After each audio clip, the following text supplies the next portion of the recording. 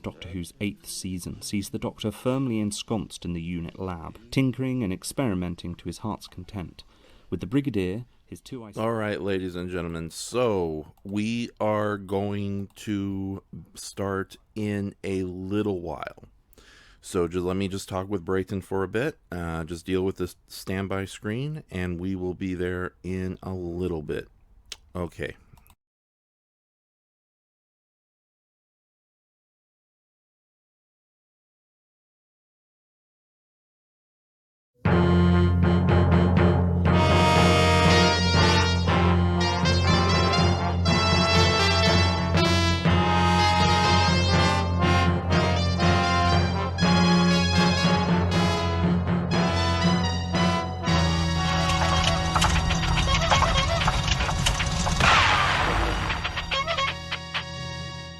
Wait here, Bessie. I think we found G.L.U.E headquarters.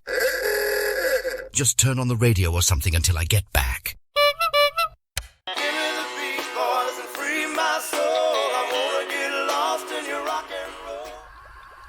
I tell you, Slimeball, this new formula will be the end of the Doctor. Yes, quite right, Jackie boy. I believe that... Wait a minute, are we thinking of the same Doctor? Yeah, Dr. Seuss, screw that guy. But I thought the plan was to eliminate Dr. House. No. I thought we were killing Dr. Smith. What's wrong with Boo? No, and weird. I hate this new Boo. It's Dr. Seuss, I'm sure of it. Wait, on second thought, was it Dr. Quincy? No. Dr. Kevorkian? No. It was Dr. Demento. No, Jake, go suck a bowling ball. It's Dr. Seuss, Theodore Geisel. He's dead. That's it. Well, whatever, but you're wrong. At any rate, what really matters is that we are safe and sound here in our impenetrable secret base. I do only hope you weren't referring to me. Oh my! I'm afraid you'll find that quite difficult, Jack Hogson. Who in the blue hell are you? My, we are rather dense, aren't we? Clearly, I am the Doctor. No, you're not. Yes, I am. No, you're not. Yes, I am. I don't think so. Yes, I am. You look like a magician. Ah, don't be silly, Jackie. I know this cool cat. That's Wurzel, dude. Oh, you smell like burnt potato chips, Jake. I miss the giant spider already. Look, regardless of who I am or who I am not, I'm nonetheless here to put an end to your nefarious deeds. Ooh, sound the alarm. I'm shaking. Let's skip to business, shall we? I'm merely offering you a choice to walk out of here with all of your limbs intact. My offer expires on the count of 3. 1, 2. Really? No takers? Well, dear me, it seems I have no choice but to reverse the polarity of your candy ass. Oh, my slimy bloody body!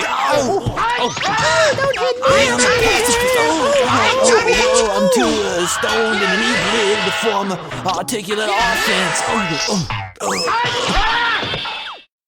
What on earth was that? Venusian Aikido. Learn it well. I'm shattered. Let this be a lesson to you, members of G.L.U.E and evildoers everywhere.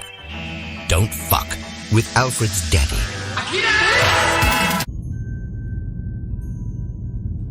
Oh, darn, oh, darn, oh, darn. Oh, well. Welcome, ladies and gentlemen, to the second episode of TV Tuesdays on Twitch. TTT! TT! Titties! Brayton, that's my line. Oh, I'm sorry. Kitties! Kitties everywhere! Get it. What a great way to... thankfully, that music you had in the opening, it might go mute, so us making these jokes about bosoms will thankfully be lost in the muting process. Well, technically, it's not... and hi, Raf, by the way. Brayton's here. Hello, everybody. Hey, everybody. It's Your Brayton. weekly nemesis. Yes. How are you, Raf? Weekly nemesis? I love that. Which makes sense because I was about to insult you and say, ladies and gentlemen, let me introduce our professional Jodie Whittaker impersonator, Brayton Connor.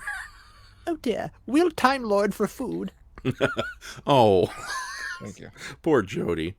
Okay, and How are you, Raf? How are you on this second occasion? I'm doing okay. I got a lot of stuff done throughout the night, and in the morning took a very long old man nap at night. So I apologize about the lateness. I had to take care of some quick things here and there. But we're here. We're full of beer.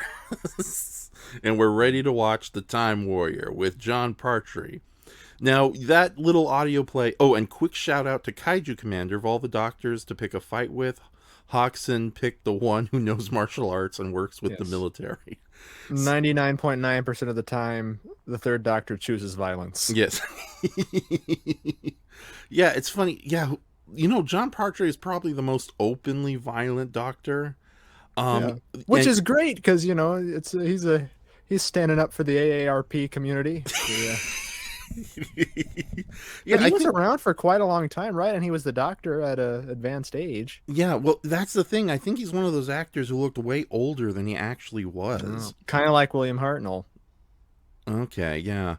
Well, and that, you know, he passed away when he was 67, but nowadays you see people who are in their 70s and look, you know, 30 years younger. Oh, yeah, that is true. I assume that he was much older than he was. Yeah. No, I think he just had an old face on him. But no, he was around for a fairly long time. I think he only passed away in the somewhere in the 1990s, because he was still alive. Yeah, making like return appearances, TV appearances, convention things I've seen. Mm-hmm. Yeah. So, and he was quite spry for his old age. Yes, and he can throw down. Yes. And there's a montage, a supercut of it on YouTube, and I couldn't easily spot a stunt double, so I have to wonder if it was him, you know, if he had some training from the elite forces. Well, I do know. Yeah. Well, you saw that little throwing those Shatner chops left and right. Well, you did see that documentary, and that talked a little bit about his career beforehand. Yes. So yeah, so he was a part of the military, although Navy, and they're tough. Yeah, contrary to popular belief and Village People songs. Indeed. So, but yeah, no. Tonight we got we're gonna be watching The Time Warrior, which is often considered one of the strongest stories he ever did. And it's also extra special because it's a fun pseudo-historical. And which I like. Yes. Those have been some of my favorite things, as opposed to the planet hopping. It's, you know, going back in time and having to deal with ancient civilizations and cultures and things of that nature. Right. So although you have seen you've seen the meddling monk with the very first Doctor, so you have a good idea that sometimes these pseudo-historicals have like major science fiction elements thrown in. Yeah, but they're not on the, you know, the planet Floopy Floof, where we have to protect ourselves from, you know, I keep going back to the carrot people, but that's only Lost in Space. That's a different thing entirely. Yeah, we got potatoes though for tonight.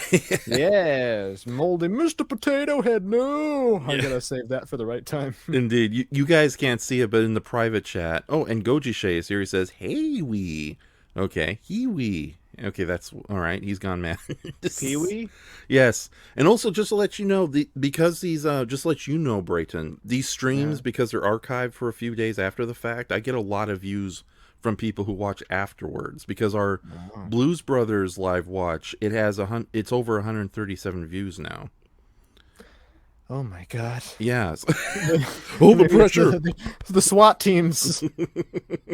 Running up our stairs. Oh no. You over SWAT there. cats Stop for you, showing. Raph. I got my SWAT cats. We're going to take you out. Meow. Fluffy, how could you betray me? Meow, meow, She's meow. a slave to the almighty dollar. She was a double agent this whole time. With an eye patch and a scar. Yeah. She just rips off like a face mask, but it's like it's still fluffy. It's like Mission Impossible. It's Martin Landau. Meow. Fuck you. Meow.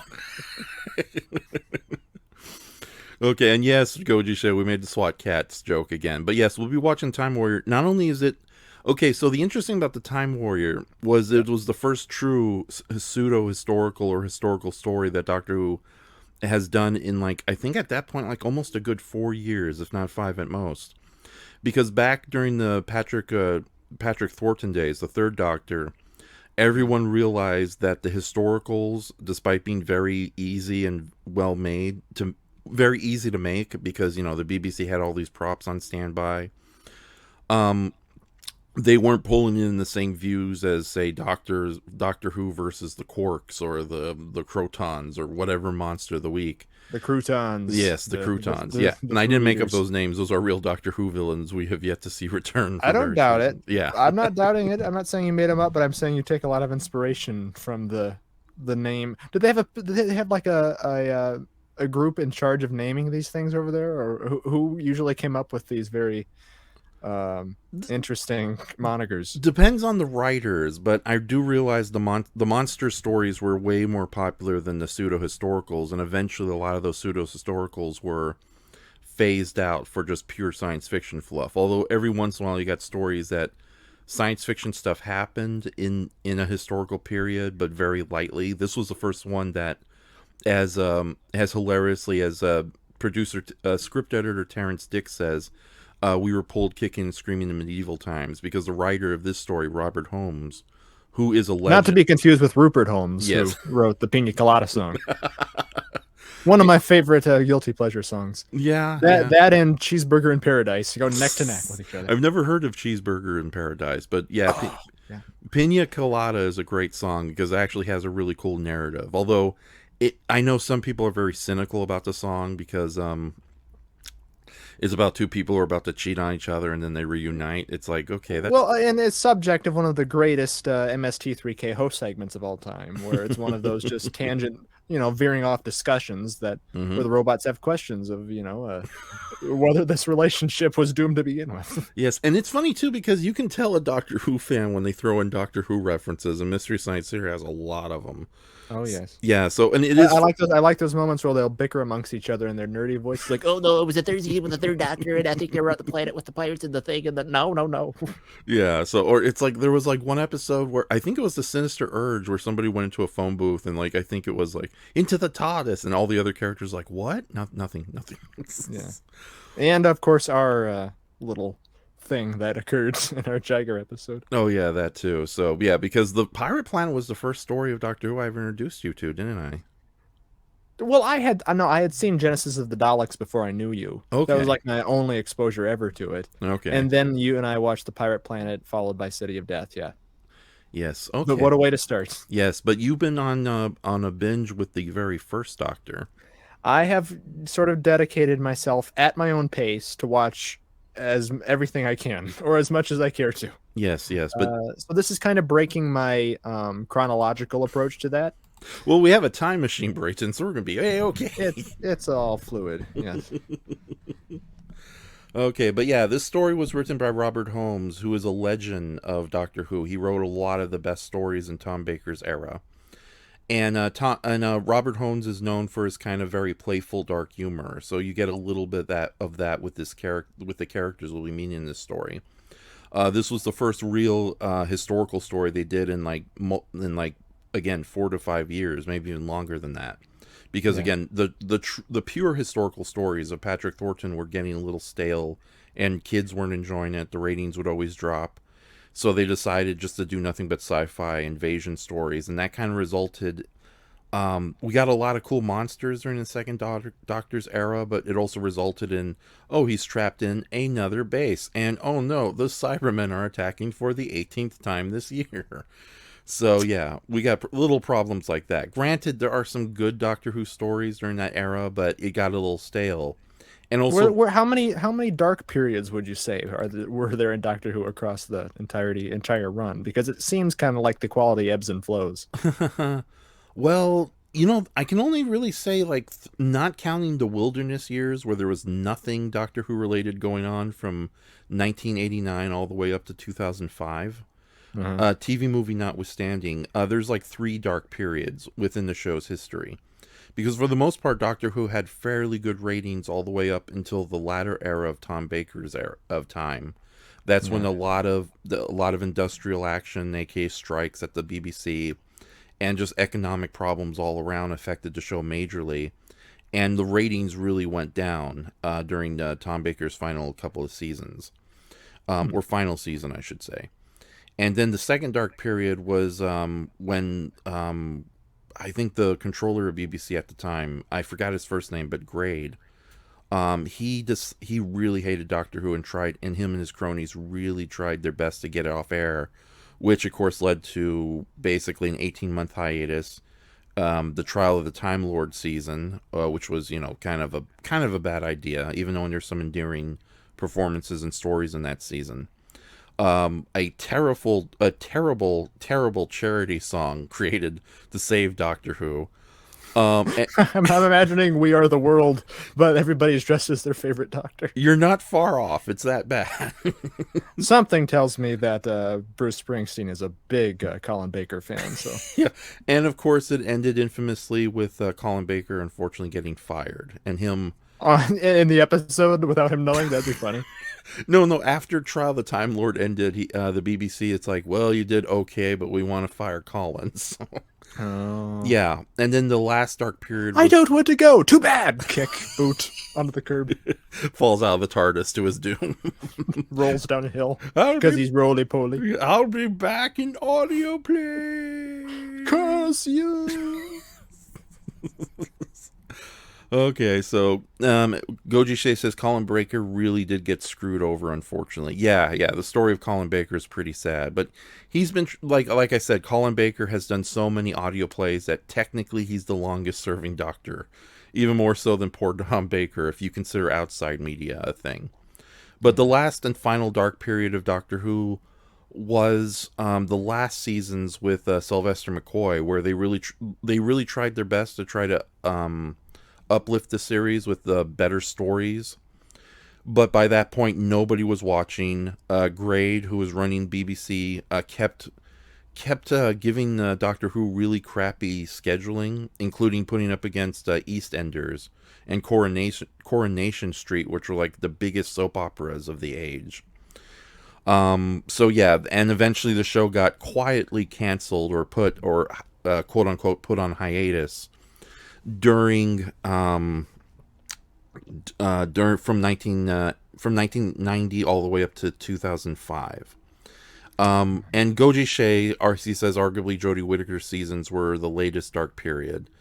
Now I think because the ratings haven't been great, and because it's been a female doctor, and unfortunately, like a lot of female centric media, it's not really well written by hacks. In this case, I will say Chibnall, Chris Chibnall, the guy in charge of Doctor Who during who we don't like, or who we do like. No, we don't like him. Is he enemy number one? Yeah, Chris. Yeah. Okay, the sad thing about Chris Chibnall, he was one of like the most vocal fans of Doctor Who during the 80s.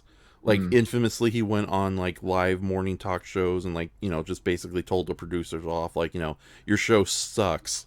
And guess what, buddy? How do you like you it suck. Now? Yeah, and it's funny too because like this was a kid who in his teenage years he complained about the state of 80s Doctor Who, like all the unfortunate things that came with the Colin Baker era. Yeah. And now Jodie Whittaker is basically Colin Baker's era part 2. He repeated the exact same mistakes, like needlessly cruel storytelling, really poorly done camera work. It's ridiculous. And so where are we going after this? Are we repeating more mistakes with him?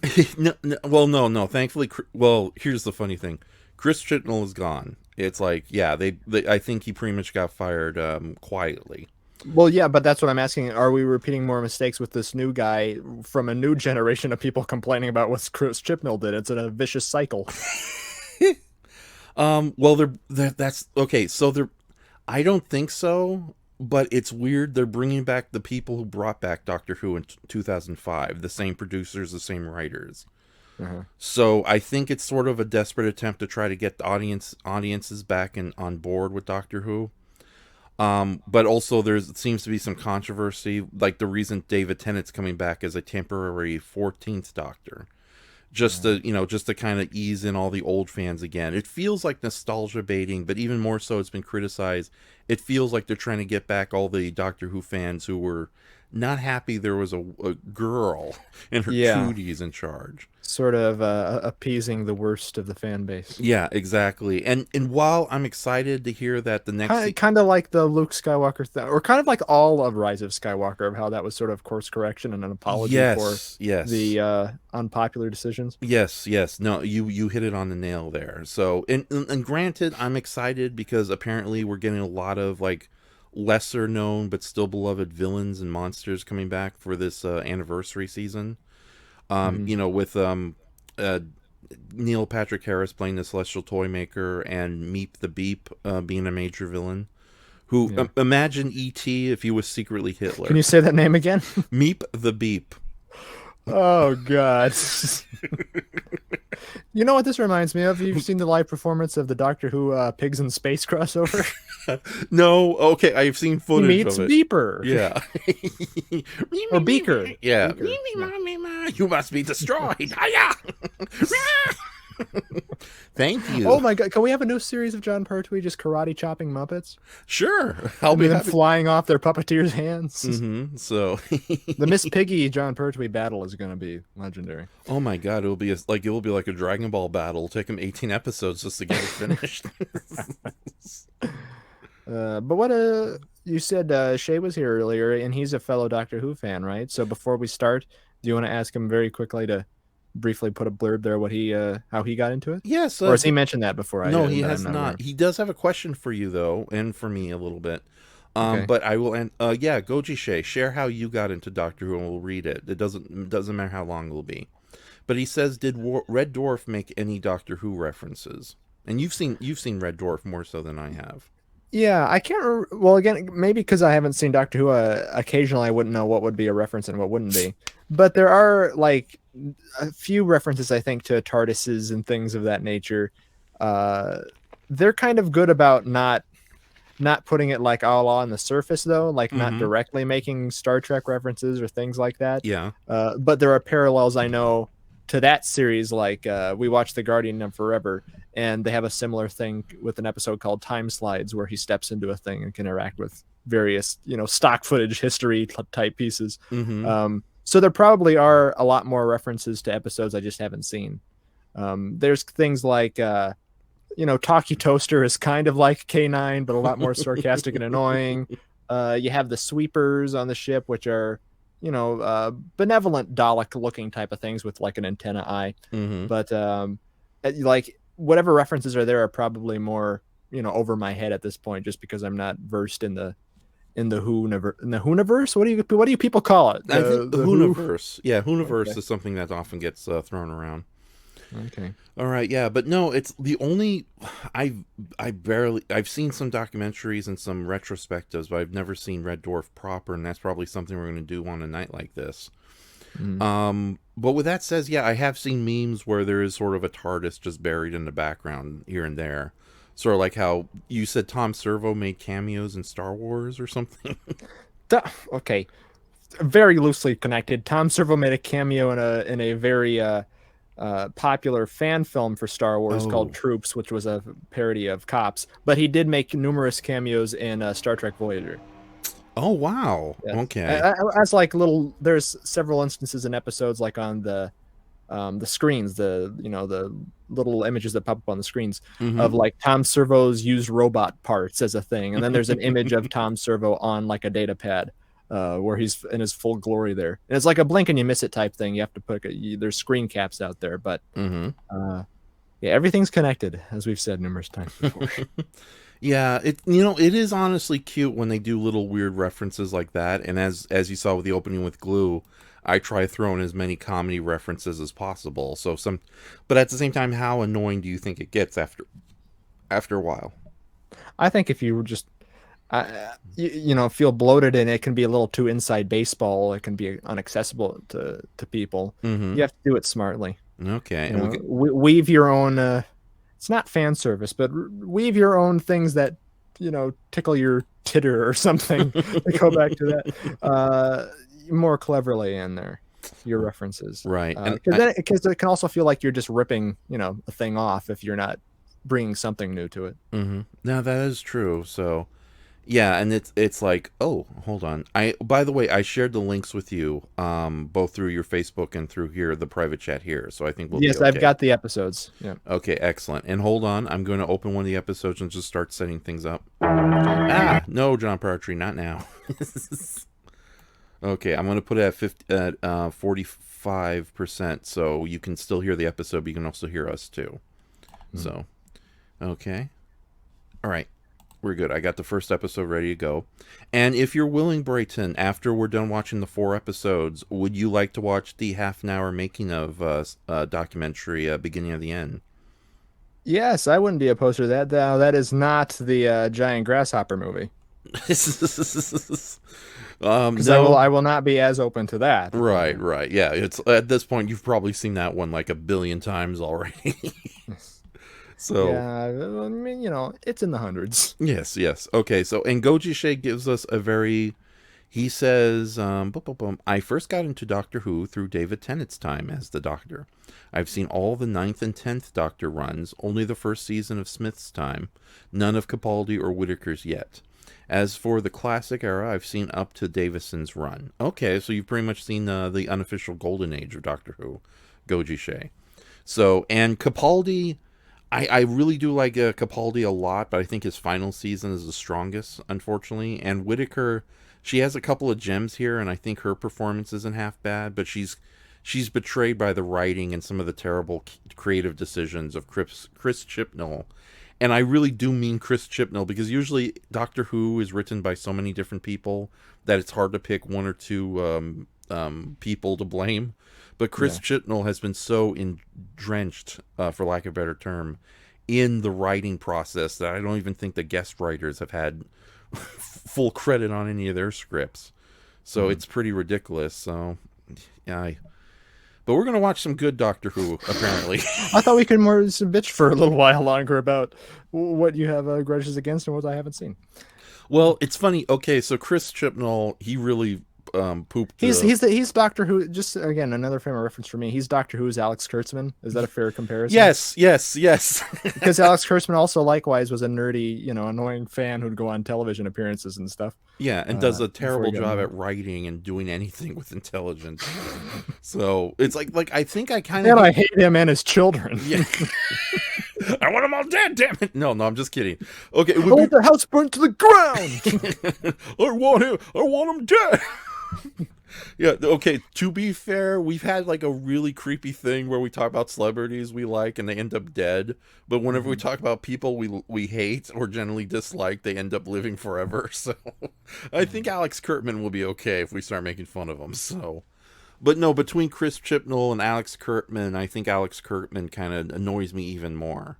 So it's like he's, like I said, like one of the problems I have with Star Trek is they keep going back to the mirror universe because it's quote unquote more interesting. And it's like, say what you will about Berman, but at least he knew how to kind of balance the light and darkness and the dumb and the smart with other writers. But with that says, yeah, Chris Chibnall, I don't like him very much. And it's sad too because he has a couple of stories before he became showrunner that I honestly liked a lot. There was one story called Dinosaurs on a Spaceship, which is just a pure adventure story that I really enjoyed, with or without the dinosaurs in it.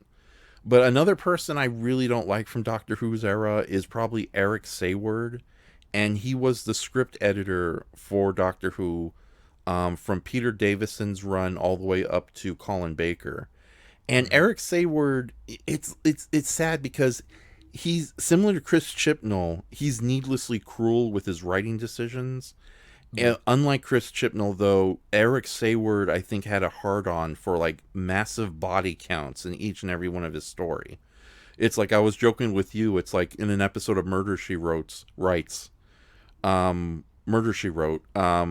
Yes. She just has to show up and there's a dead body somewhere. If Eric Sayward was writing Doctor Who, Doctor just shows up to any planet, and at the end of the story, mass genocide and the entire world blows up for no reason whatsoever.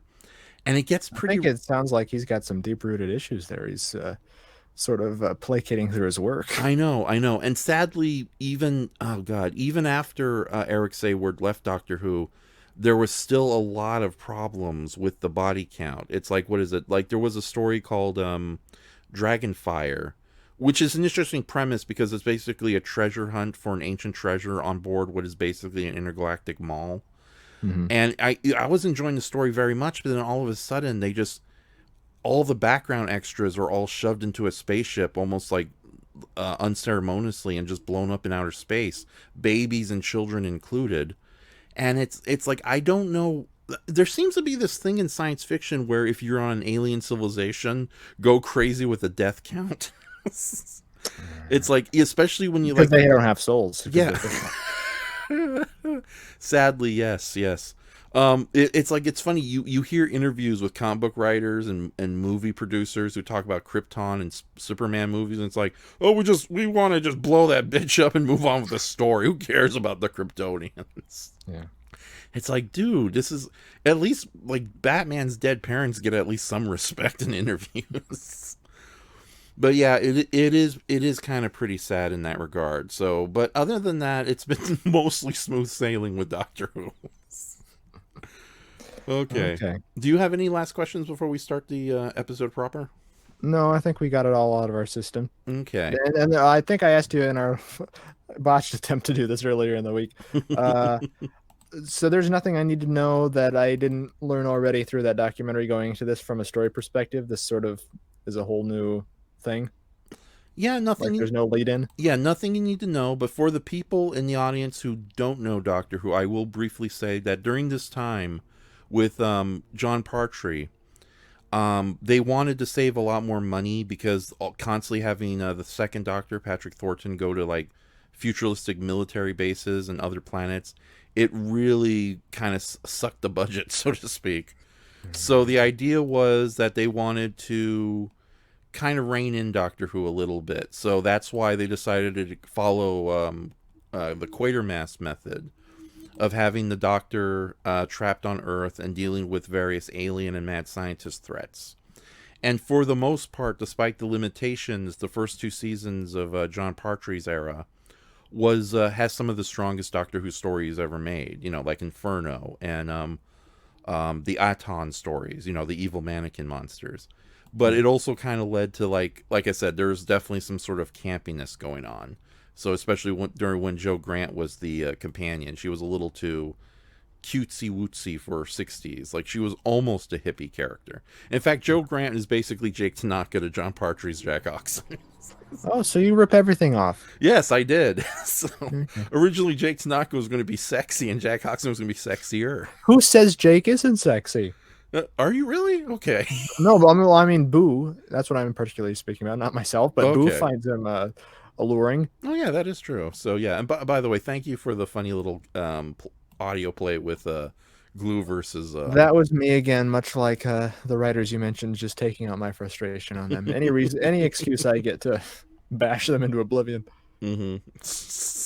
Send me those paper puppets in the mail. Yes, I I'll will. send you a nice video back of them going through the shredder. Why is Jack Oxon? Oh no! Why did you tape the paper puppets to a chair? And No, Mr. Hodgson, I expect you to die. Oh no. Okay, I'm ready with episode 1. Hopefully this doesn't buffer or anything. Yes. So, and if not, you can always join us on the Twitch, or I can do a share screen. Oh, okay. Yeah, should I do a share screen just in case? Yeah, you do the share screen. Okay, hold on. StreamYard, I mean. Yeah. Oh no. Oh yes. Okay. Because Twitch is ready to go. That's right, ladies and gentlemen. We're about to watch this now. Because it is one continuous story, do we just let the episodes play as is, or do we stop between each episode to get you ready? We can take like a minute breather before each episode. It's fine. Okay then. All right, and let me I am not going to share the audio because then we'll get like a terrible audio echoing effect, but at least you'll have a reference where we're at. So, yeah. Okay. You got my overlay images? Yes, it's all ready to go. Okay. So there's nothing special, but I think it'd be nice to have a unique one for each show that we talk about. Oh yeah, that is a good point. So yeah. Oh, should we mention too, by the way, to remind everybody, we're doing Catch Me If You Can on the Movie Graveyard Shift this Sunday. Yes, I'm excited about that one. So okay. Now just to let you know, yeah. So, but eventually they realized that John Partry had to eventually go back in outer space, And in real life. yes. So eventually, after the first 10-year anniversary with the 3 Doctors, that crossover, they eventually decided to finally give the Doctor his ability to go back into outer space. Because at that point, the Doctor was banished to Earth by the Time Lords for all his meddling with time and space. Right. I've seen that clip of poor Patrick Troughton being banished. Right. Oh my Gideon! Oh, help me! I'm melting, damn it! Jamie, Zoe, but mostly Jamie, help me! Okay, so yeah, he was trapped on Earth, but then he was allowed to go back throughout time and space. However, the great thing about John Partry was he was still stuck on Earth, and he was basically with UNIT, which was a sort of paramilitary group that deals with alien invasions and other weird science stuff. Yeah. So he still very much was a citizen of Earth around that time. And this episode is great because it introduces 2 very classic characters in the overall Doctor Who mythology. Sarah Jane Smith, who is arguably one of the greatest companions he ever had. So she might have a bit. You might. What's the argument? Oh, the art. Well, first off, like, who's second banana? Well, first, the Brigadier, right? The Brigadier. Yeah, the Brigadier comes very close, and but I don't know how much he shows up in this story. But the Brigadier and Sarah Jane Smith are both highly beloved. So much so that the Brigadier has shown up a lot in his own standalone media. And Sarah Jane Smith, who was so well liked that they not only she was the first old school companion brought back for the 2005 series, in the 2nd season, no less. But she was even given her own spin-off show, which lasted a good 3 seasons before Elizabeth Sladen, the actress's unfortunate death a couple of years later. Yeah, but no, this introduces Sarah Jane Smith, also a character that Tom Baker's Doctor literally goes out of his way to say on multiple times, she's my best friend, and you really do see the chemistry going on there. Yeah, and the great thing about Sarah Jane Smith is that unlike Joe Grant, she is a very intelligent, capable woman, but she can, I think Terrence Dicks says the reason they picked Elizabeth Sladen to play her was she was the only actress who could do scared and brave at the same time. And you do get a bit of that. And the episode also introduces Commander Lynx of the Centaurans, and the Centaurans have since become a recurring race nemesis throughout the Doctor Who stories. And their design hasn't changed that much from some of the Google images I've seen, just a little more streamlined and less jarring to look at. Yes. That's when you got a good design, it barely changes. Because I don't mean to, and we'll get there when we see it in the episode, but it's kind of like a mixture of, it's like if Mr. Potato Head was attacked by a chimpanzee and they put his face back together. That's what this would look like here. Indeed. Kaiju Commander, we're about to start. Yes, but you took that very casually. Yeah, no, you pretty much hit it on the nail there. So it's funny because they're basically potato-headed militaristic trolls from space. But the Centaurans have always been great villains, and because they're much more versatile than Daleks or Cybermen, there has been several good guy Centaurans in recent years, and they, for the most part, have worked. And not just in the new series, but also on audio plays. So, there's one story... Okay, now I'm starting to geek out. Let's get into it. Hold on, geek out, because I'm going to go get a glass of water or a bottle of water before we start, since I'm going to be here a while. Okay, so... All right. Okay, so... let's read some comments then. I've seen this one before, but it's a good one, says Goji Shea, and he says Jake doesn't quite feel the same about Boo, though, does he? Originally the joke was that Boo is more in love with Jake than Jake is in love with Boo. These are fictional characters I created, by the way. But recently I've decided that they are going to be in a healthy relationship. And Jake is sort of an Earth-based hippie who works for a supervillain organization. Boo is a little telepathic gray alien who works for the same supervillain organization. And they like each other. And it's true love and eventually marriage.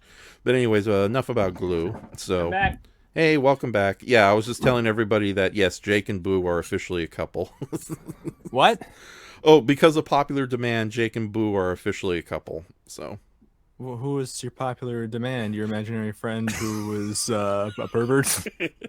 You mean you guys? And takes hold 90% of the time. And then it's and it turns out that everything about my life is just a lie. And I'm inside a cardboard box. Imagine it. Yes, Brayton. I still think you're being piloted by cats, and you're like that. You're like Krang's suit, and there's a little kitty inside you. Fluffy isn't. I mean, I'm not Fluffy. I mean, I mean, meow. Okay, I'm ready. Okay, so yes, ladies and gentlemen, we're about to start tonight's show. So let's pop into the screen. There we go. Let's Pop-Tart this. Right. And yes. So on the count of 3, Brayton, we're about to watch part 1 of the Time Warrior. So 1, 2, 3, play.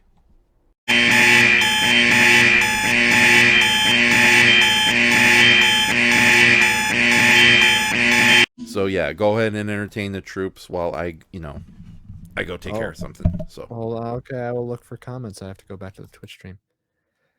What's going on down here?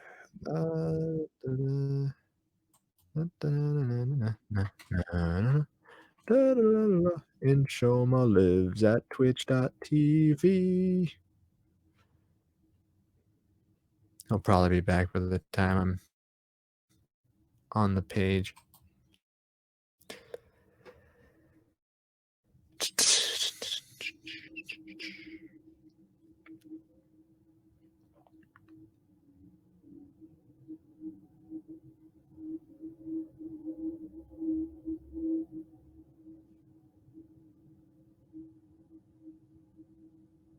I'm on the page, but I don't see the chat.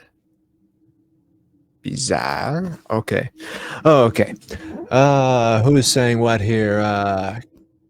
Kaiju Commander says Iron Man was here. Damn it! Someone get Nick Fury on the line. I'm fine with the way the TARDIS looks. Sean Connery's in the chat. I'm fine with the way the TARDIS looks. Makes it look like it's actually traveled and seen some action. Plus, a pristine exterior may look more suspicious. Goji Shay says, I don't know what the heck was with the tongue sticking out. A part reptilian lizard. Goji say, okay, I read that. I just like how this story takes the Santarans seriously, unlike most of the revival series, sadly. Yeah, it's a very interesting introduction at the very least. Yeah, this is probably the most competent didn't want, Santarians, okay, ever get to look. Ah, he looks quite dignified. He acts quite dignified. He has a stench of authority about him. Just comes down, starts bossing people around immediately, and taking all Beard Man's. You're back, Raf. I hear you scuttering around. Shut up, Blood Axe Brayton. It's time to do what I say. Swipe, swipe, swipe, swipe. Don't go near Raf. He's having another episode. He'll tire himself out in an hour. Andres comes in with like a silver foil helmet. It's like, what's going on here? He's backwards. He's facing the opposite direction. Yes, where's my weapons? Okay, we're going to go into the second episode, ladies and gentlemen. So I gotta wonder, I hope not, that for the scenes where he had the helmet on, he didn't have the headpiece under that. And I further hope that the poor actor doesn't just look like that and no makeup was applied at all. You know, the sad thing is we're going to see in the documentary, I don't think they ever show pictures of Kevin Lindsay, the actor who plays Lynx, without his helmet / makeup. So. There's no photographic evidence of him without it? No, so yeah, Lynx could have been, the Centaur may have been real. Oh my god. Okay. What a horrible condition. Yes, indeed. So I got some Twizzlers to eat, and there's a cat trying to join in. Hey, Radar. What are you doing? Oh, you're going to try to cuddle with me while we watch this? No, cat. Hold on, let me just, I don't want to be chewing, but let me at least get one to fix my sugar rush. Goji say shays that if it was Andres, it'd have to be one small suit, right? That's a short joke. I know the Centaur. Okay, I don't think I'm gonna have Twizzlers anytime soon. You can't open the bag. No, the bag is open, but everything's. I kept it in the fridge, and it was a bad idea. Oh, but yeah, you don't put Twizzlers in the fridge. Cat, what are you doing? The cat's literally right here by the microphone. Well, so that's where they're perched. That's where they go. Right. So they can purr into the microphone. You just did it as you said it. You got something going on with the cats. Hold on. Silly cat, what are you going to do? You're not going to sleep on my shoulder? He's sleeping on my shoulder.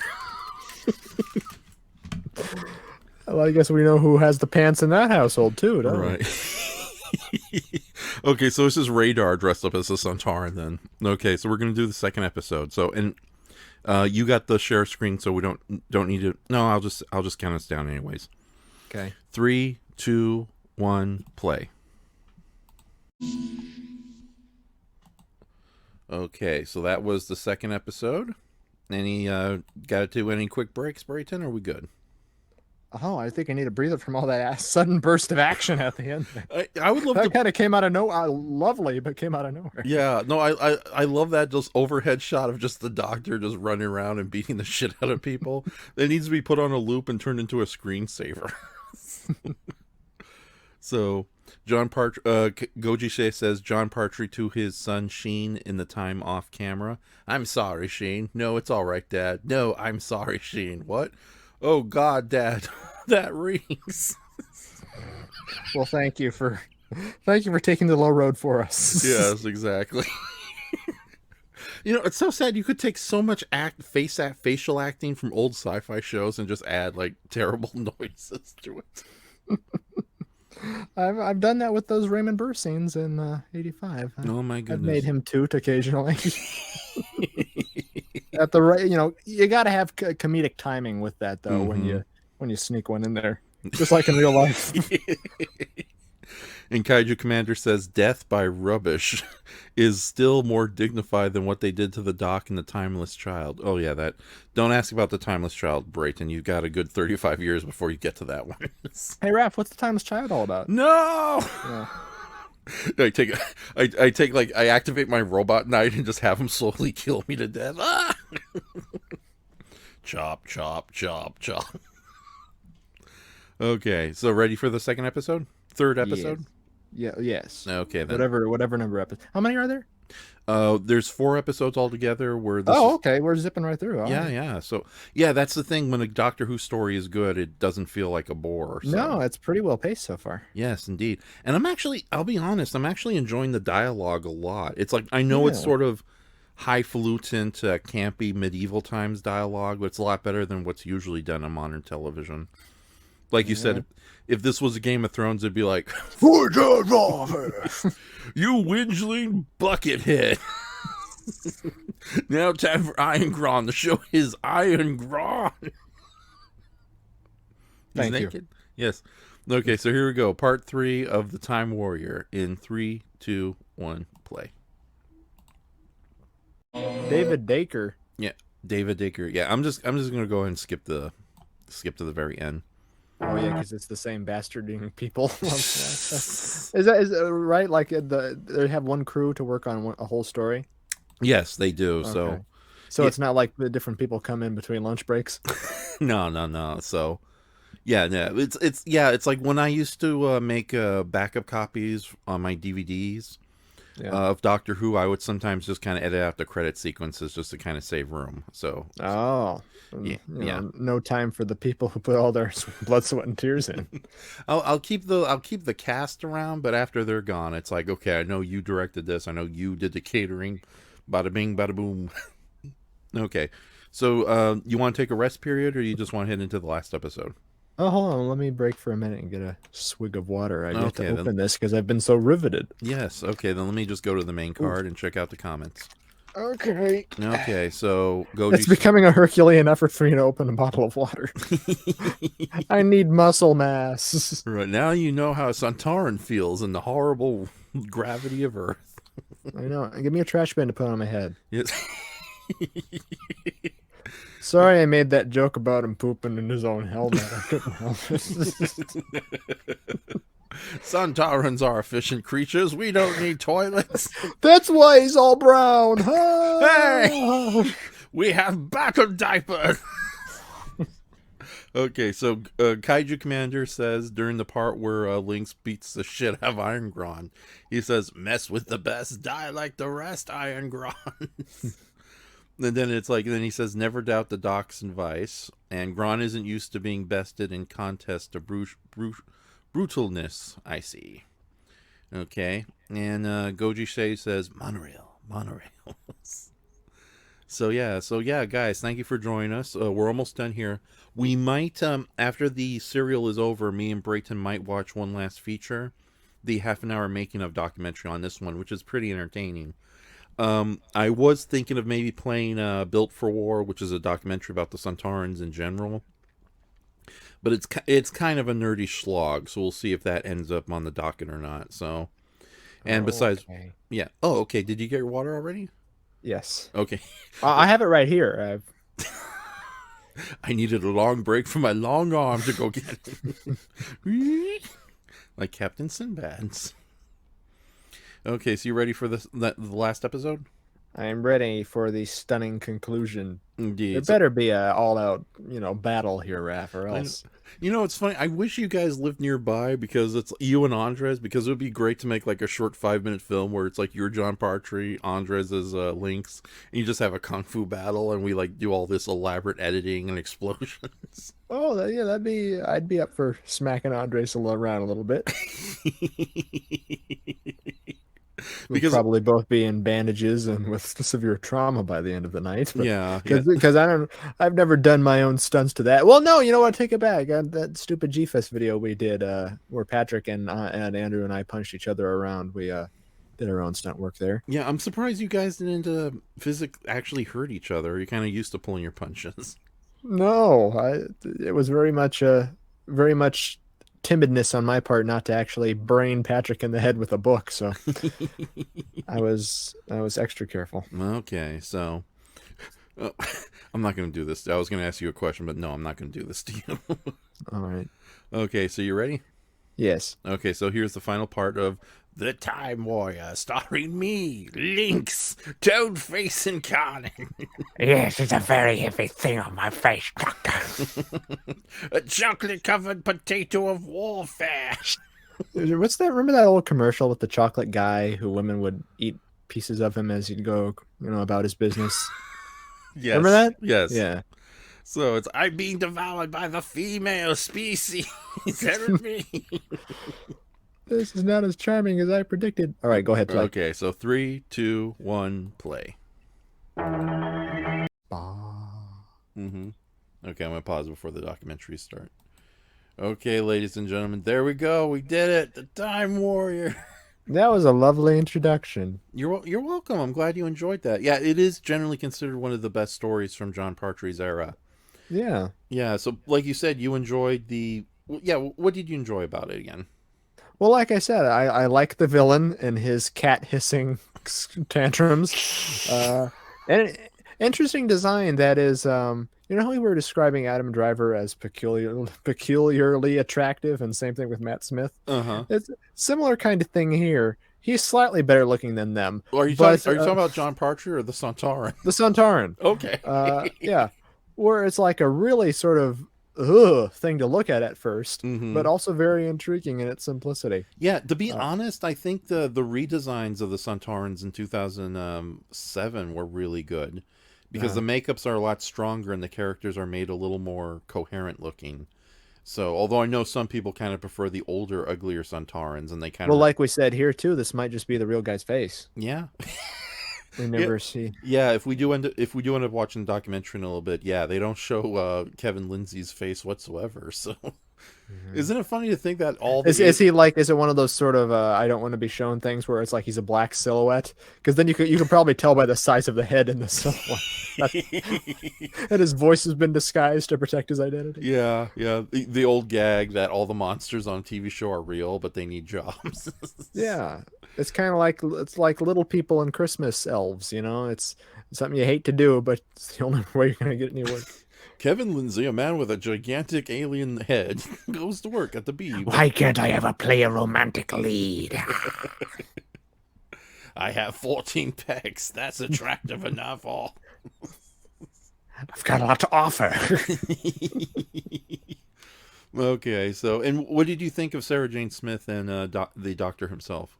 Oh, I think they both had moments, and she especially, had moments to shine. I like that bit about her not believing it at first, because again, I wouldn't. Some people, adapt way too quickly, I think.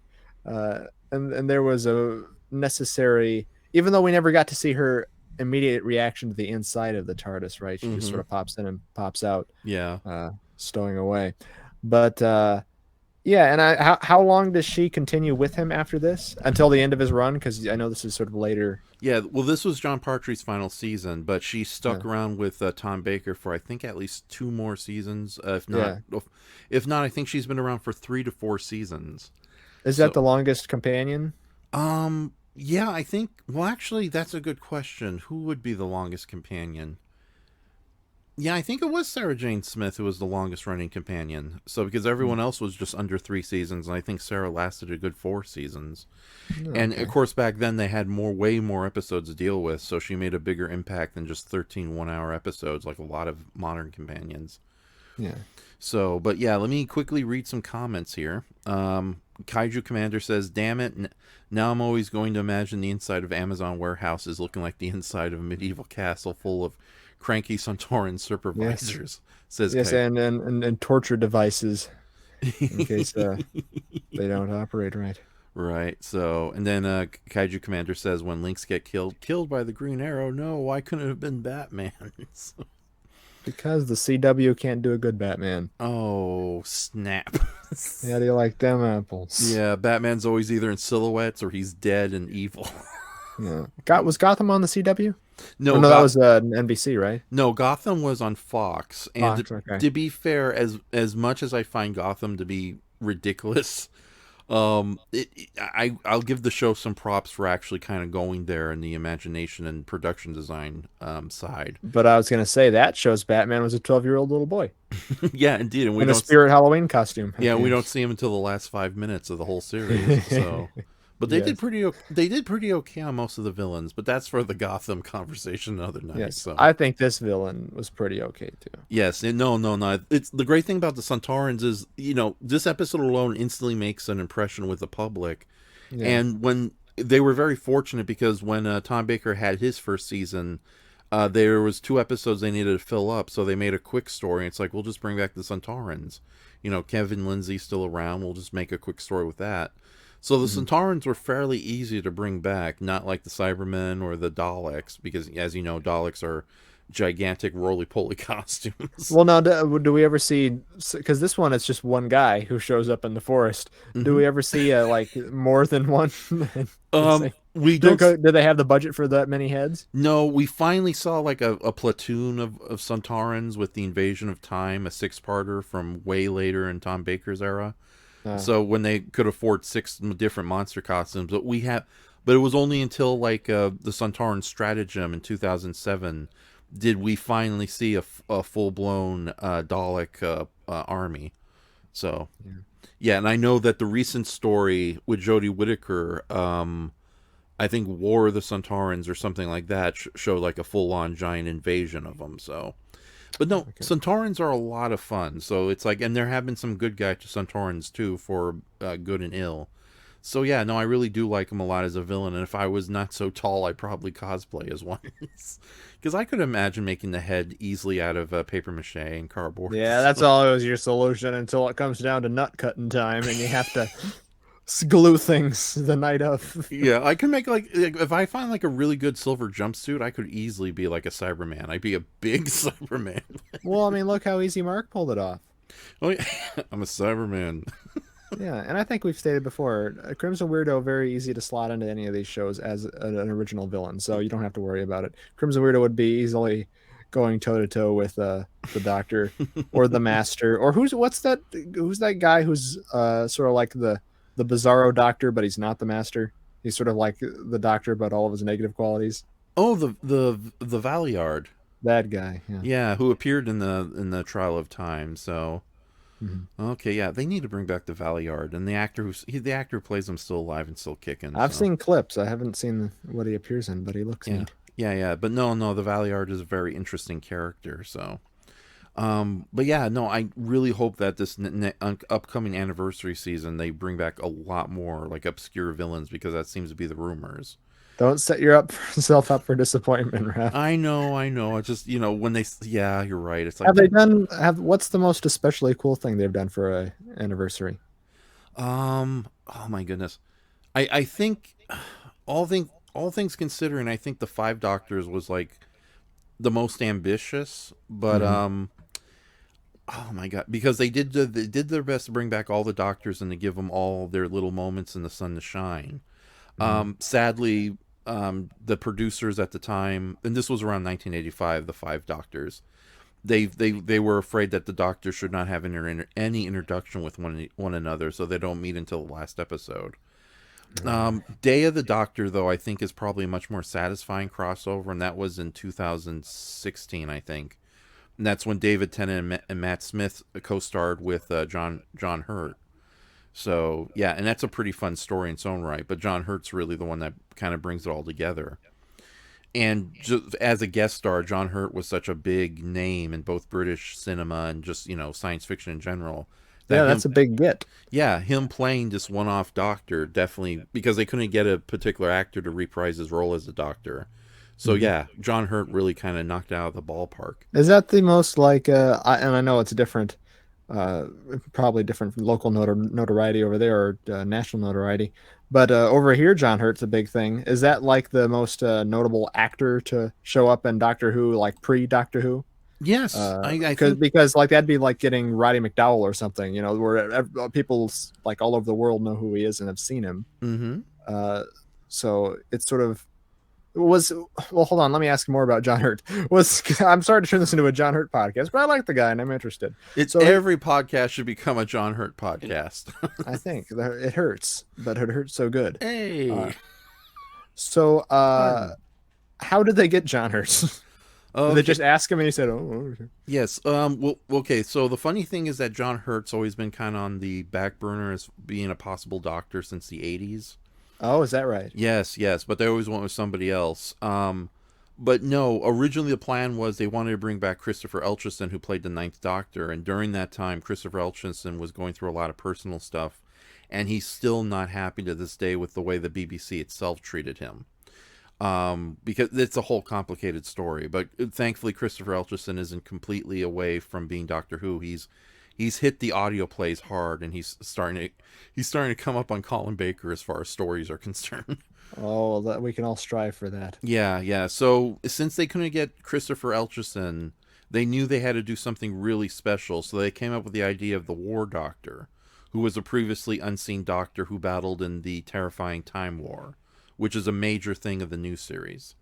And like you said, yeah, there's been a lot of guest stars on Doctor Who, but John Hurt, I think, is right up there with the Beatles cameo in the William Hartnell's The Chase episode. Oh, audio cameo. Yeah, that's they didn't all appear and be in the submarine. They were originally supposed to appear fully in The Chase, but their schedule didn't allow it, so... Yeah. And the weird thing, the gag was, it was like the Doctor, while running away from the Daleks, time traveling, William Hartnell would meet the elderly Beatles, and the Beatles would play themselves in like their 60s or something, which in retrospect would have been a little awkward. Yeah, a little sad.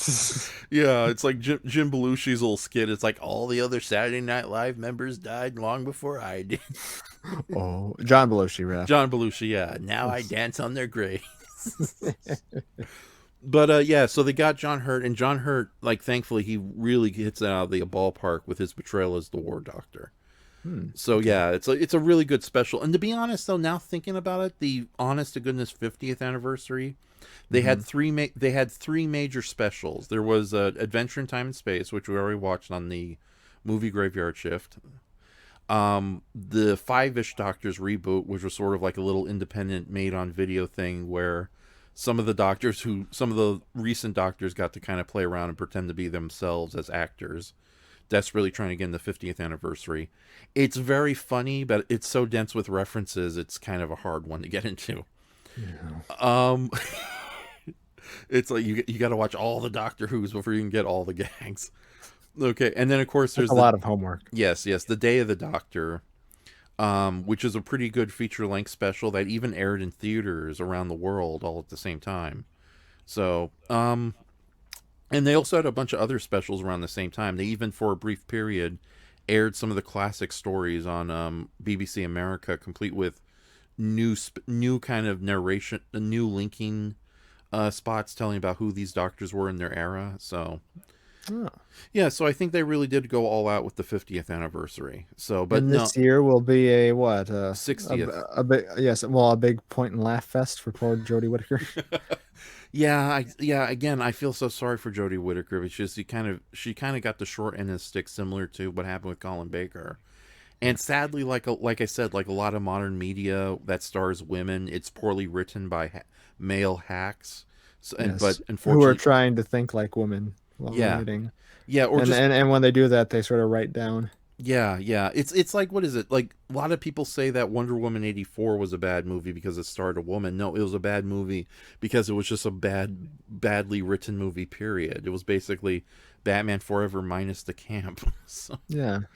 okay. No one says like, well, 90% of all bad movies, no one calls those man movies or bad Mm-hmm. because there's a man in it. Yes. There are so many other factors: poor script and poor acting and poor Mm-hmm. whatever and whatever. Yeah. So yeah, no, I really do feel sorry for Jodie Whittaker, and I hope she does come back in some form and really proves that she's been a good doctor. But we'll see what happens. Yeah. So, okay, quick question from Goji Shea. He says, "Hey, Raf, Doctor Who lore question. Wasn't the alien from Horror of Fang Rock supposed to be the enemies of Centaurans?" Yes. They were called the Harmonicons. Let me tell you a story about the Centaurans and their enemies, the Routons, kitty.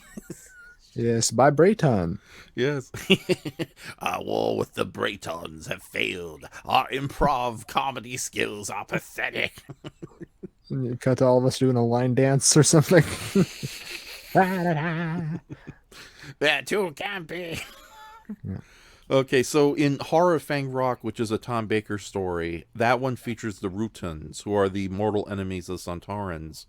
And they're basically shape-shifting green jellyfish monsters.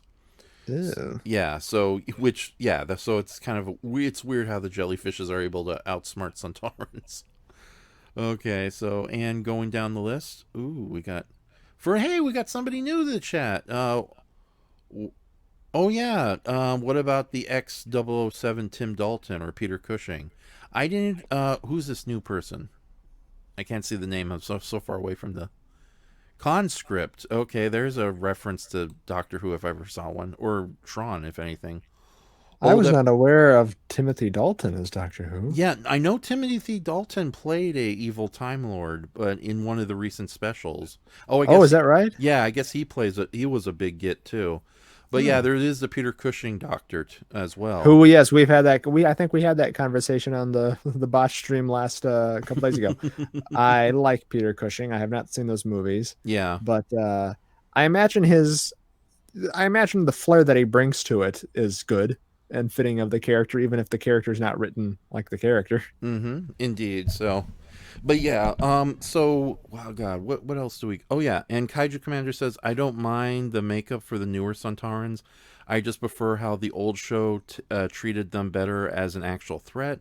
The new Who Centaurans get one storyline in which they're treated as a serious threat, but then each one after that, they're treated them a little comically.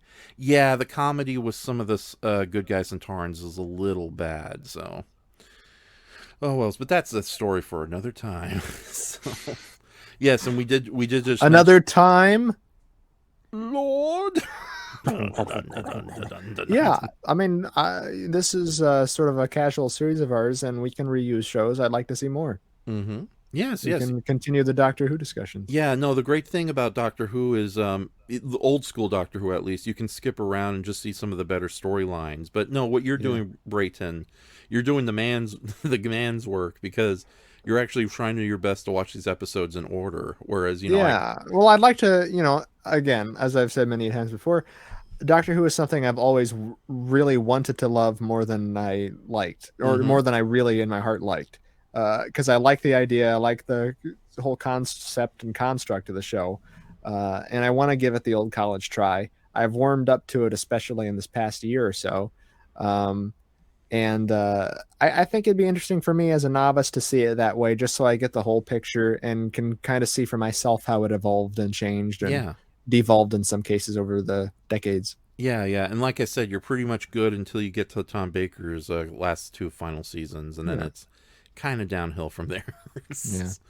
So we'll skip around for that for sure. So because it's as much as I don't like the Peter Davison era, and as iffy as Colin Baker's era can be, there are some really good stories here and there. Just be prepared for larger body count and more violence. So, Oh, I love that. Well, Yeah. I love it when it's John Pertwee Aikidoing people in the eye sockets. hey, Brayton, look. That look. thing with the two guards was great. Yeah, it's like, hey, come here, guys. Oh, check this out. I got something in my palm. I get Yeah, I love the shouts. Aye! Fun fact, my mom. He's ferocious. Yes. Okay. So William Hartnell is definitely your doctor, but based on what you've seen tonight, what do you think of John Partry? I think John Pertwee's a very close second. Yes. Indeed. So with that said, though, I want to I make like this... him older. That's what I think I've said that before too. I like my doctors with a little gray in the hair and a little old in the tooth. Mhm. I think the ounce of curmudgeoness and crankiness adds something to it. That's why I think when I get to Peter Capaldi, I'll probably like him because I like him as an actor anyway. Yes. And yeah. he seems a little more up my alley. Yeah, Peter Capaldi is fantastic as a doctor. But again, I think a lot of his stories were not on the up and up. So, but yeah, that final season though is definitely one of my all-time favorites. And he crosses over briefly in one episode with the first Doctor. Yeah, in fact, played by Bradley. Yes, in fact, that's his final episode, and a lot of people hate that story, but I think that's an excellent little epilogue to his era. Just him and the first Doctor on a not so scary adventure together. Doesn't he have a Christmas, or don't all of them have a Christmas episode? Yes, the new series has had this really silly idea of doing Christmas-based episodes, and some of them work, but for the most part, I think they're kind of a little too stupid, I think is the best way to describe them. Like, there's an episode called Voyage of the Dam, which is basically the Poseidon adventure in space, complete with an even bigger body count. And it's like, why would you do that?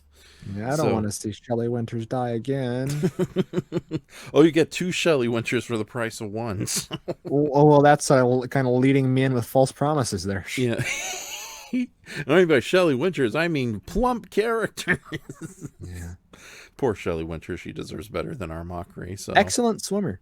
Yeah, so it's funny, I can't think of any Christmas episodes that are actually outright good, and the ones I do like are sort of guilty pleasures. Like I've seen that lost bit online, which I hear the story surrounding is kind of crappy, but that lost bit of William Hartnell's Christmas thing where he breaks the fourth wall and says, "And I'm ready Christmas to you, little boys." Yeah, apparently that was all him, and he got in trouble for it after the fact. So. But yeah, that lost episode is called "The Gift of Seven." And it's from what I understand, it's not a very good episode. It's just a pure comedy farce. Yeah. But yeah, it's sort of an infamous episode. So, and hold on one moment. Goji says, "What's the best Christmas episode in your opinion, Raf?" Okay, so I'm gonna do my best. Let me get a list up because I can't remember these things. He's making a list. He's checking it twice. Okay, so the first one, the Christmas Invasion, I like, but because it's a little more straight-faced, but I think I like it a lot because the villains in that one, the cigarettes, they definitely deserve a return. Runaway Bride is pretty good, but only because it's a comedy farce, and it's the introduction of Donna Noble, who is arguably my all-time favorite companion. Oh. Okay, so the next Doctor, which was the 4th Christmas special, that's a guilty pleasure, just because it's the Cybermen in Victorian England and there's a giant robot in it. Okay, hold on. I'm going to skip the New Year's one, so End of Time I'm going to skip. A Christmas Carol is probably the strongest one, writing-wise. And that's basically the Doctor. I wonder why. Yeah. And that's basically the Doctor Who meets futuristic Ebenezer Scrooge. But there's some really good performances and that might be the strongest of the Christmas specials. So, okay, hold on. I rewatched The Snowmen, which was from 2012. And shockingly, like, it's one of those stories that didn't touch me the first time as far as a first impression goes. But rewatching it, it's a lot stronger than I remembered it. And that was one of the major introductions of the good guy Sontaran Strax, and he's actually handled very well. He's both competent and funny in that one. So, I'm going to go through these quickly. Don't worry, I'm not going to bore you too much. Okay, this is definitely a massive guilty pleasure just because of how silly and Douglas Adams funny it is. But I really like The Husbands of River Song. That's probably my personal favorite. Basically, Peter Capaldi's doctor reunites with River Song, who's sort of a recurring time traveler girlfriend of his. Yeah. And it's just a big comedy farce. We're just running away from different villains on this distant planet in the future. But no, I think that's personally my favorite, even knowing that people hate it because of just how silly it is. And it's a Raf Doctor Who episode. Okay. Why haven't you written for this series yet? I have some ideas. You could churn out a few of this crap. I have some ideas. With your eyes closed. Yes. I have some ideas, but I'm not going to share them just because I doubt I'm ever going to do a Godzilla movie. I doubt I'll ever get my dream Gamera movie. But if I ever do end up on Doctor Who, which is likely because there's so much Doctor Who crap to fill, I'm going to keep those ideas to myself. But I have a Christmas idea in mind, and I want to do like an honest-to-goodness, heartfelt Christmas episode. So that's all I'm going to say on it. And again, I think Twice Upon a Time is not a bad story. I think it's a nice little pleasant epilogue to Peter Capaldi's era. But that's pretty much it as far as the Christmas episodes go. For the most part, though, they're a mixed bag and not the strongest of the Doctor Who series. So, all right. And, of course, Goji says, I love the next Doctor. Oh, that's nice to know that I'm not alone. So, all right. So with that said, do you want to watch the half-an-hour documentary Built for War? I mean, no, the half-an-hour documentary Beginning of the End. Well, sure. Let's ask our audience really quick if they're going to stick around for it, but I'm willing to give that a go. Yeah, because we can just stop the night after that, because I don't want to watch Built for War with you, because that's like 40 minutes of just people talking about Centaurans. Yeah, no, but if it's directly related to the story as a whole. Yes, and it gives you a taste of how good the extras are on these Doctor Who DVDs. Like, I hate to say it, I got a lot of Doctor Who DVDs, but some of them I have not watched the stories, I only checked out the extras. I'm such a horrible person, so... Okay, and Goji says, while the next time I can't appear on a Night Owling episode, I'll ask if you about you, the damn Godzilla project of yours. We'll see. I doubt I'm... Who knows? Who knows? Said Tom Baker as he walks away. Okay, so you ready for the final feature of tonight, Brayton? I am ready. I am prepared, yes. Okay, so this was a half-an-hour documentary made exclusively for the DVD of The Time Warrior called Beginning of the End. And it puts into context a lot of things that were happening during the making of it. And Sarah Jane and Elizabeth Sladen is interviewed too, so... Oh, okay then. Okay, so here we go with Beginning of the End. 3, 2, 1, play. In 1973... British for the British! And the shepherd will lead them. Yeah, no, the Doctor Who oh, hold on, stop it. The other Sontaran documentary was starting. Okay. Yeah, no, the thing about it's called the Doctor Who Restoration, company, and it's basically a group of professional fans and, other people who are occasionally work for the BBC in editing and visual effects. They're in charge of restoration for a lot of Doctor Who serials. And they're also the ones who are in charge of like the really high-end extras on these Doctor Who DVDs. So, and it's like I said, there was a time where I was collecting Doctor Who DVDs, not just because of the price points, but also because I was just collecting them because of the extras. Like, I don't like the Leisure Hive, but I love the 1-hour documentary about, the production making of it. So there you go. Yeah. We did it. Is there something like this in the Celebration of the Pirate Planets? Yes, it's called Pirate Fashion. I think that one's actually... Oh, wow. Yeah. Now, I better see a runway. And that documentary, it's not only on the special edition of the Pirate Planet DVD, which is they just added extras, that's all. But I think it's even available on Daily Motion if you look around, so... But, yeah, and okay, so here's the thing about the Doctor Who special editions as far as special effects go. Thankfully, unlike other special editions that nerds always cry about, or fanboys always degrade, They at least give you an option between the original version and the new version. So that's something I appreciate about Doctor Who. If you want the crappy stone masonry just falling at the camera, you can pick that option, or you can go to And the same thing with the Star Trek, the TOS Blu-rays. You have options, a special feature type of thing. Yeah, no. It's funny. We live in the day and age where you can have your cake and eat it too. It's just sadly, once in a while you get stupid situations. But how has Disney not hopped on that train? I know. Like everybody else offers that option. Yeah, exactly. And Disney keeps withholding the original editions of. Yes, and oh god, and George Lucas, being like, "Come on, George, you can easily put the original version with your new version." I guess that was there's speculation that was an agreement of the deal. Mm-hmm. Oh yeah, that is true. So, and also I think Disney is just cheap, and they just kind of want to keep their stuff like updated. So they have everything, and yet they're cheap. Yeah. And granted, though, some of the changes are for the better because it's like the Fantasia. I love Fantasia, but there's like a couple of warts in there that are almost hard to forgive. Although I know that I kind of have a tricky stance on that because I think it's important not to cut that stuff out because it shows that they weren't always perfect. They're still not perfect, but back then they were far further from it.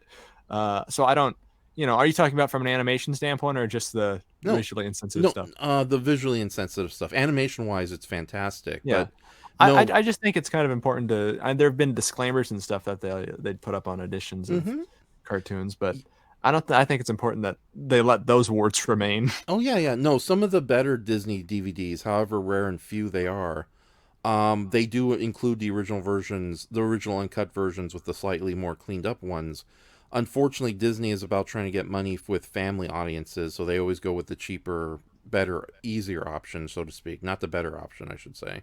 But yeah, that's the sad thing. It's like, a lot of people, like, what is it? Like, fanboys still bitch and complain about, no English dub, subtitles all the way. When in reality, a decent Blu-ray should have the option between both versions. There are rare occasions where you can only have the English dub, but even then they complain if it's like a good English dub. So like the release of Johnny Sokko and his giant robot. So, but we can't have. But still, and also. Context is everything, and sadly, I think people, especially Americans on either side of the political spectrum, are, as Terrence Dix would lightly put it, blithering idiots. So the context, even if you give them the right context, like you said, the warning system, just a fair warning, that they're just too stupid to understand it. So, and I hate to say it, even I and similar people like me have been on that kind of emotional binge too. So. I'm just trying to be fair. It's not working. Screw them. Screw everything. Yeah. Okay. Nihilism forever. So what kind of music should we play us out since we're almost practically done here? Well, I don't know. Whatever you feel if you feel something is fitting or not. You should know, I don't know if they can see it or not, but your desktop is exposed to me. So just in case we have that again. No, don't worry. I got the main title card. We're okay.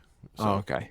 Yes, but thank you for warning me ahead of time in a calm manner, as opposed to, you ruined it! No, thank you for doing this, our second episode of TV Tuesdays on Twitch, which are on Thursday this week. I had to say, I think maybe Thursday is probably the best night. Thankfully, it's just a title. We don't have to worry about keeping it. Can be TV Thursdays on Twitch just as easily. You don't have to change anything. Yeah, exactly. And I love that the beautiful title cards you make here, you really are a good graphic designer. Well, I throw these all together at the last minute, so thank you. Yeah, but no, this is way better than any bullshit I can make. and easily change outable between different programs. Exactly. So, and Goji Shay says, fun stream tonight, guys. Thank you, Goji Shay. Thank you, Kaiju Commander, and thank you, Conscript, for joining us tonight. And a big thank you to anybody who's watching this in the future or doesn't have a Twitch account but can still watch us publicly. Thank you for joining us as well. So I'm going to look around for something Doctor Who related to play on the screen. So, Brayton, what do we have for Sunday? Well, I had mentioned that earlier. Sunday, we're doing the Steven Spielberg film Catch Me If You Can. In my opinion, maybe the last good Spielberg movie until The Fabelmans came around. A very fun chase film based on a true story about a con man / pilot guy on the run from Tom Hanks, and Tom Hanks is not as lovable in this one, or not the. I mean, because we recently saw You've Got Mail. It's not that kind of Tom Hanks. He's actually giving an effort in this one, but it's very entertaining. Chris Walken makes a quick appearance at the start, and it's a good time. It is a longer movie though, again to prepare you for that, so we might start a little earlier than the basic time. Okay. So how long is it? Like just 2 hours and a half? Because a little under 2.5 hours, I think. Around the same length of the Blues Brothers, maybe shorter. Okay. All but right. it's entertaining from beginning to end. And for our next TV Tuesday or TV Thursday thing, I guess we sort of switch off. Where like I decided Star Trek, you decided this, so it's my turn again. Yeah, sure. What are you in the mood for next time if we do another TV Twitch? I don't know. Well, okay, maybe it might be finally time to bite the Columbo apple then. Oh yeah, no, I'm always up for more Columbo because I saw the first episode and I want to see more from that series. Oh yeah, it gets so much, and I like the first. You saw the first pilot, right? Mm-hmm. Yes. Because the first episode proper, and again, they're hardly episodes, but the first episode proper was the Spielberg one about the two authors, but the first pilot was Prescription Murder. Okay. And that's the one where he had short hair and didn't have the trench coat yet before he gained his identity. Yes. What is the second Columbo going to be about? The what? The second. I seen the pilot, but what's the second Columbo going to be about? Sorry, I had a moment of. Oh, the second Columbo that you watched, not the second one sequentially. Oh no, I saw the first one, the pilot. Yeah. We're not going to watch them in order. Okay. Because again, they follow the Ultraman formula. You come in and it's the villain of the week type of thing. But I think we've talked about the Donald Pleasance one, watching that one, which I actually don't think it's not my favorite episode, but it's very well regarded. I think it's Donald Pleasance's best performance, and we do love that guy, and it is brilliant nonetheless. Right. But each episode runs about an hour, so if you want to do a double feature and just stick with two things. After that, we could do the Dick Van Dyke episode. We could do a Patrick McGowan thing. We could do a Robert Culp, who's my favorite reoccurring villain. Or we could do the Janet Leigh thing, where it's sort of Norma Desmond via Singing in the Rain, like where it's a Broadway theater type of backdrop to it. And you've got the actor who played Professor Zaius, Dr. Zaius in that one. And the lawyer guy from the original Miracle on 34th Street. So it's a great ensemble. The possibilities are limitless, but we'll decide on which particular episodes when we get closer to it. Yeah, honestly, I think I'll leave it to you because you're way more familiar with Columbo, and I want you to give me a good impression. I'll pick two that really encapsulate the best of Columbo. Yes. So with that says, I'm going to play us out with "I Am the Doctor," which was a 1960s psychedelic song. God! Made by some of the side members of King Crimson, but with John Partry actually adding lyrics to the Doctor Who theme song. So yeah. Fun fact: my mom has a love-hate relationship with the Third Doctor. Like she enjoyed the story she saw, but she thinks he's too much of a overrated dandy. Yeah, it's like what is it? The gag in there's an episode where he finally gets to Metebelis 3, which is a planet he's been talking about like almost his whole era. It's like, I want to go to Metebelis 3. Then he finally gets there and it's like a 5-minute gag sequence where he's attacked by every giant monster imaginable. And when it was over, it's my mom was like, "Oh, you got what we finally deserved, huh, you jerk?" Yes. But yeah, thank you very much, Brayton. This was a lot of fun. Again, thank you guys for joining us, and to anybody else who will be watching this in the archive it'll be archived for at least a week, and then I will hopefully edit down the conversational bits into its own video for YouTube in the distant future. So, yeah. But yeah, we'll see you next Sunday with Catch Me If You Can, and I might do a couple of art streams throughout the week, but afterwards. But we'll see what happens. So. All right, Brayton, any final words you want to say on your end? Don't fuck with Alfred's daddy. That's all I got. Oh, no. My final word, my one that will bring it all full circle together. Hi, Kita! Hi! And then you die, yes. Okay. I die. Yeah. Okay. All right, here we go with the Doctor.